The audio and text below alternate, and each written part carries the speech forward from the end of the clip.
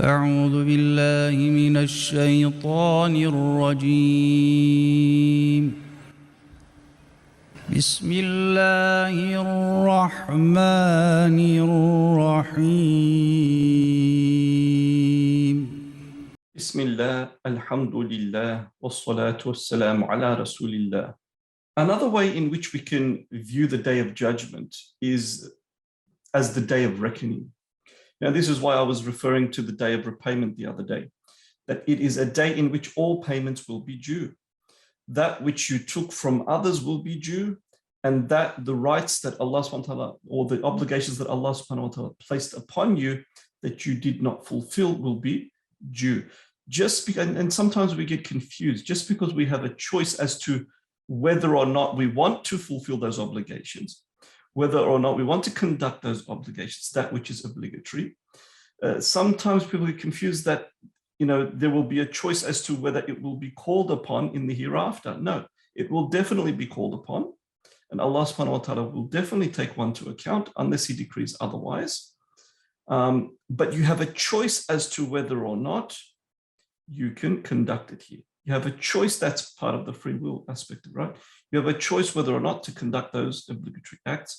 You have a choice as to whether or not you take the rights of others. You take from others unrightfully. But these things will be taken into account on the day of reckoning, on the day of repayment, on the day in which the settlements of disputes between created beings will occur. None will have the means to dispute such settlements. This is the day of judgment. This is the day of reckoning. It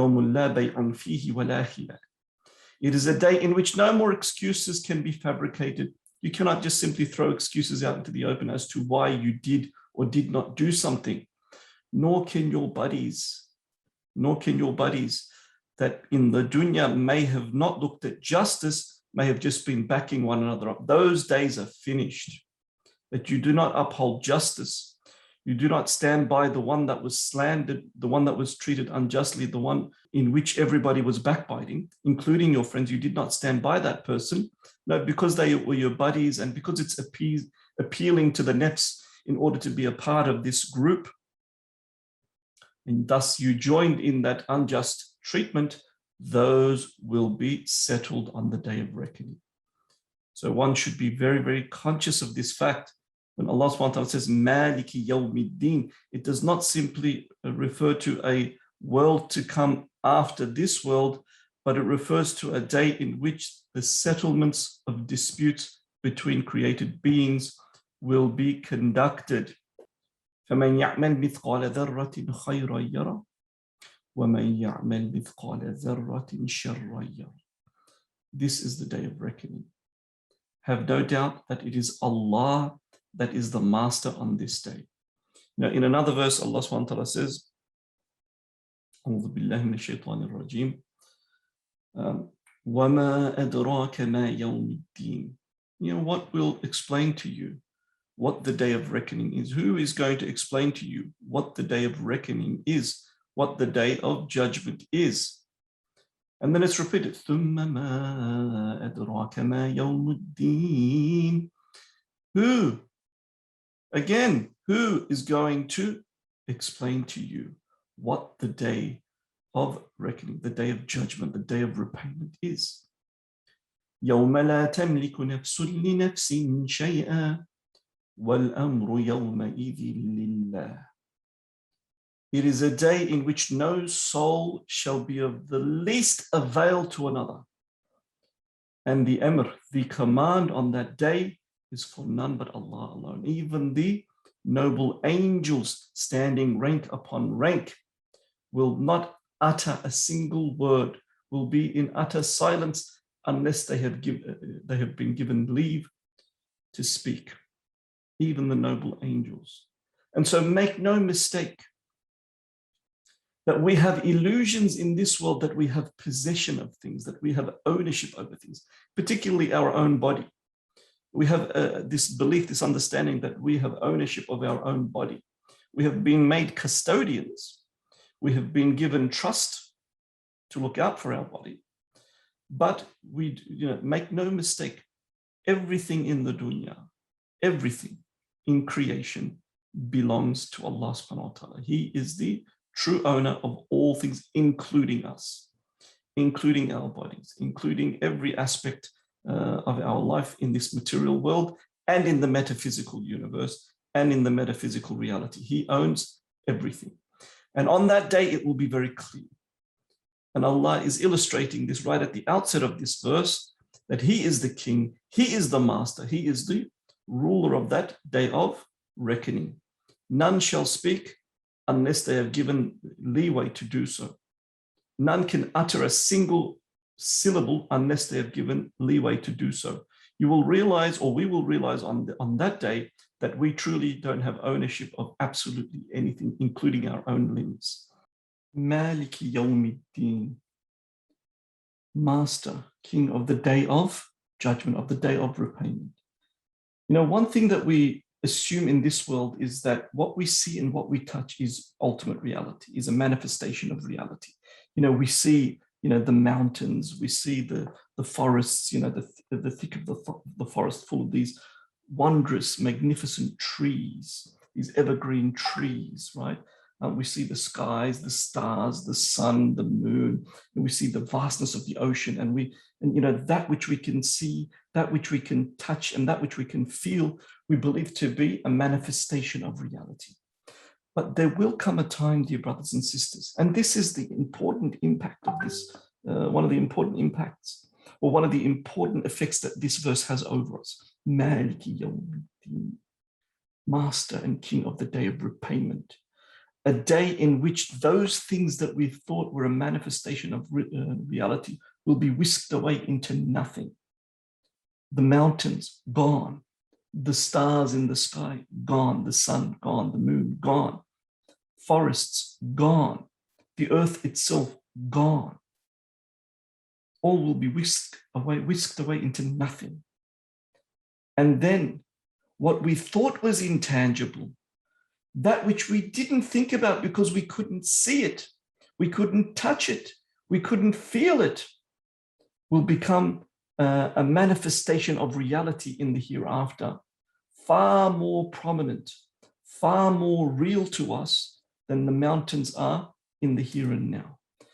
Far more real to us then than what the mountains, the stars, the sun, the moon, the forests, the vastness of the oceans are to us in the here and now. We thought it was intangible. We didn't think much of it. We couldn't see it. We couldn't touch it. But it will become a far greater manifestation of reality in the hereafter once we emerge into the day of reckoning. And that is our good deeds and our bad deeds, accompanied by our intentions and our faith. That is what will become an absolute manifestation of reality in relation to what we take with us from this world to the next. Our good deeds and our bad deeds, accompanied by our intentions that back them and our faith. The mountains, gone. The stars, gone.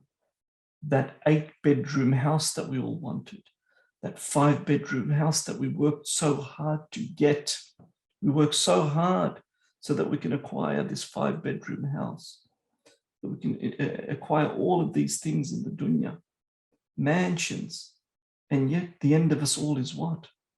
The end of us all is a tiny little space in the ground where we will take nothing with us.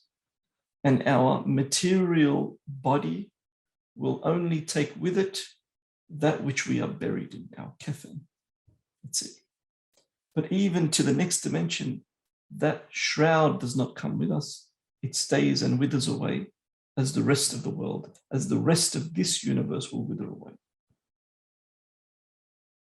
What we will take with us, dear brothers and sisters, what we are reminded of when we recite the words, Maliki Yawmiddin, is that the day of judgment will suddenly be upon us. Suddenly it will be upon us. And what we will have The only reality that we will take with us from here, over there, our good deeds, our bad deeds, accompanied by our intentions and our faith. And it is the day in which all matters are settled. If somebody was oppressed, instead of liberating them from that oppression, you amused the oppressor just so that you could benefit in this world life. And they will want you to be taken to account for that. That score, that matter has to be settled. The poor and the destitute that we disregarded, that we neglected, God forbid, that may have ended up being poor and destitute as a result of our actions in the dunya, as a result of us taking their rights, will be before us, will confront us on that day. The orphan will confront us on that day. The neighbor will confront us on that day. Our very mothers and our fathers will confront us on that day. Will confront us on that day. That is the day of reckoning. That is the day in which all matters between creatures are settled.